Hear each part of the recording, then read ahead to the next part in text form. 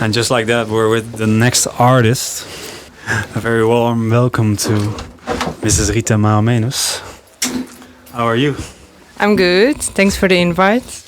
No problem.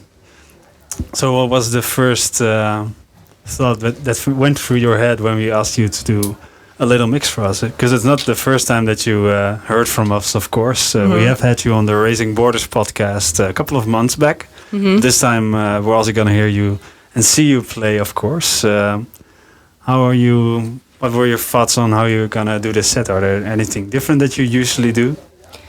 Yeah, so I guess the first thought is that, okay, 30 minutes is a bit weird. But then I think I've really grew to like the concept because I'm usually used to doing dance sets and club sets, but I also really like songs that are more like trippy and outside the box and, you know, more for listening. So I think this is always a good opportunity to play those songs because you don't have because I think 30 minutes is maybe too short to make people like get into a dance mood. So I just focus more on trying to doing something more like a soundscape and tell a story. Because in your production, you also experiment some here and there, I hear, like influences from EDM or IDM, I mean. Is that also for you something that you listen to, or what are the influences when you make music? So, I mean, yeah, I listen to a lot of types of music, but I think the two artists that I'm listening and following a lot right now, and I really really like are Isajula and Aisha Devi, and I think. I mean, I have a lot of influences, like I could go on, but I would say like those are the ones that stand out because they can really, they're really unique in what they bring out. I really like that, yeah. So you try to also combine it a little bit with techno or? Yeah, like I think my base is techno, so this is what I like, but I'm also always trying to. Yeah, I think the way I describe right now my style is techno-ish. It's kind of like I like the techno kicks, but I always try to build it in another way or have a lot of breaks and have a lot of atmospheres and just challenge a little bit the genre. And where do you find influence for creating music?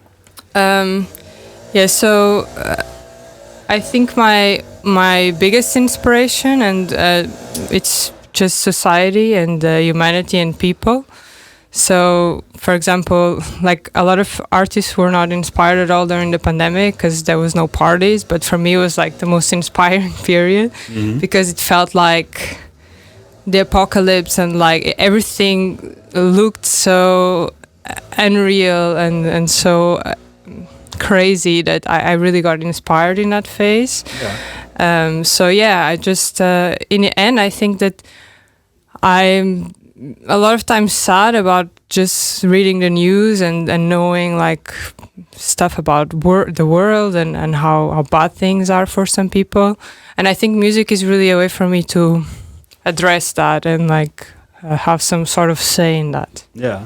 Do you also feel that also creates for you the sense of story when you're making music?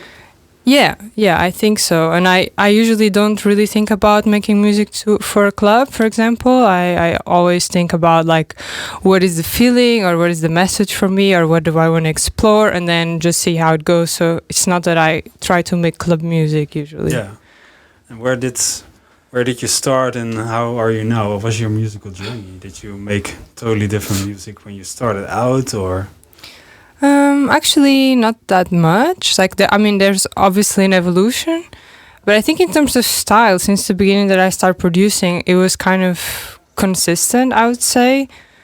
Like maybe I got a bit more.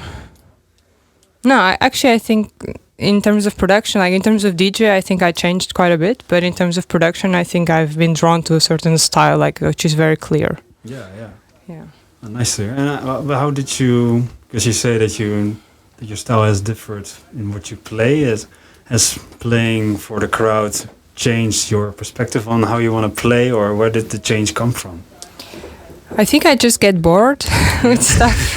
And with styles, like for example, in the beginning, I really didn't like industrial sounds, and then I got to a point where I loved industrial, and then there was one point that I didn't like break beats or broken beats, and now I almost exclusively play broken beats. Yeah.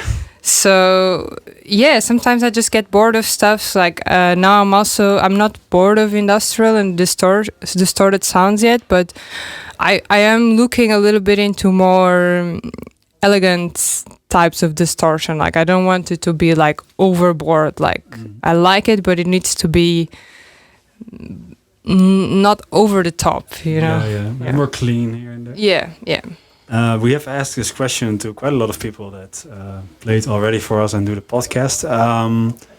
We try to combine art and music a lot of times with Crosscut because, well, we think that music can be art. But we're curious on how your view is on your own music and music in general, and if you would connect it to art or if it's just maybe a feeling or something for in the clubs.